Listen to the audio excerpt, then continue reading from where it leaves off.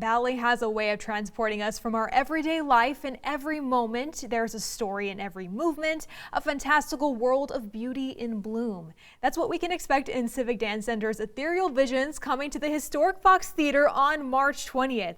Now, this is the first season back on the stage since the pandemic, and with me to explain all of this, I have Bakersfield's Erica Uberos. She's the Bakersfield City Ballet Artistic Director, joining me here from home. Erica, I just recall when we talked at the Nutcracker Ballet, it feels like, yesterday, but it was a couple months ago. And I just remember the joy, not only from you, but the dancers in the show, just being back on stage where all the magic happens in front of a live full audience. How does it feel to have this continue throughout the season? Pretty amazing.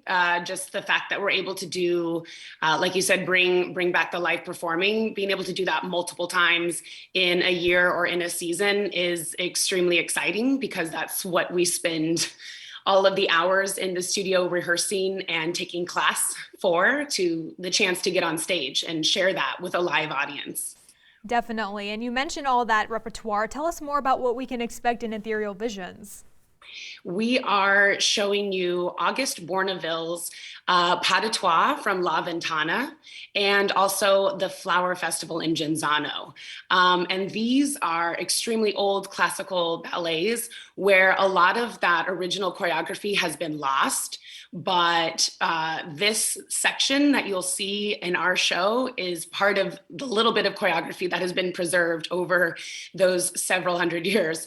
And we also are featuring two contemporary works, one choreographed by myself called Splendor and Misery, and one choreographed by our resident choreographer, Alicia Angelini, and that is Tin Pan Alley.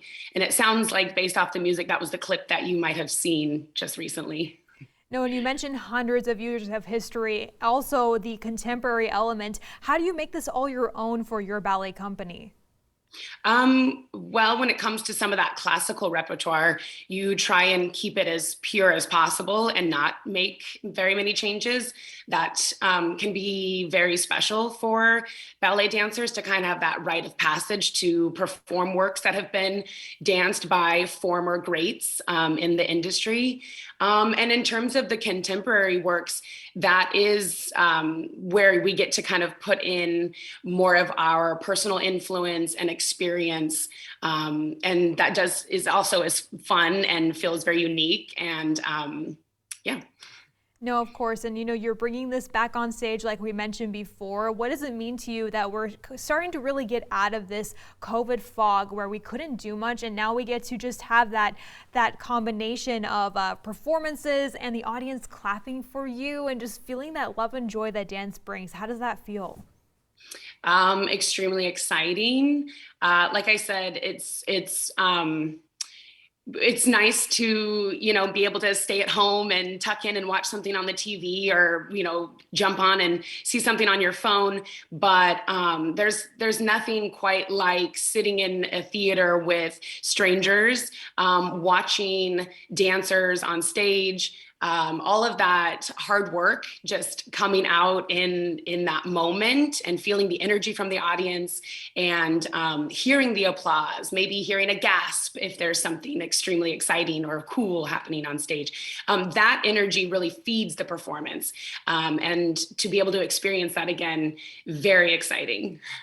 And of course, you're already experiencing that during rehearsals. I know you had one yesterday. You're going to have another today. And really, that is when things start and that excitement happens. You've been a dancer in the company yourself, and now you are the artistic director, and you see that joy in the dancers. So what are some of your favorite moments during rehearsals that you've seen in that happiness of bringing things back to life like this?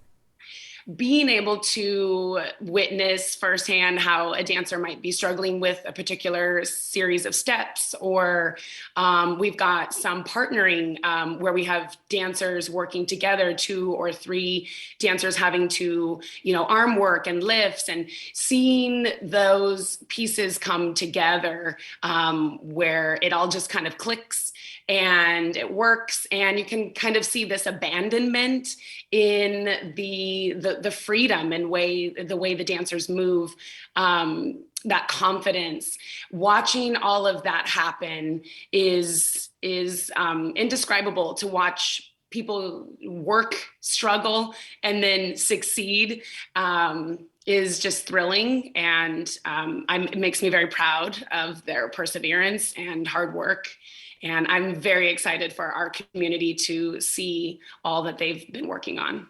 Well, Erica, thank you so much for joining us. I'm so excited for all of you. And for the audiences, of course, Ethereal Visions is coming our way at 6:30 on March 11th and, of course, at 7.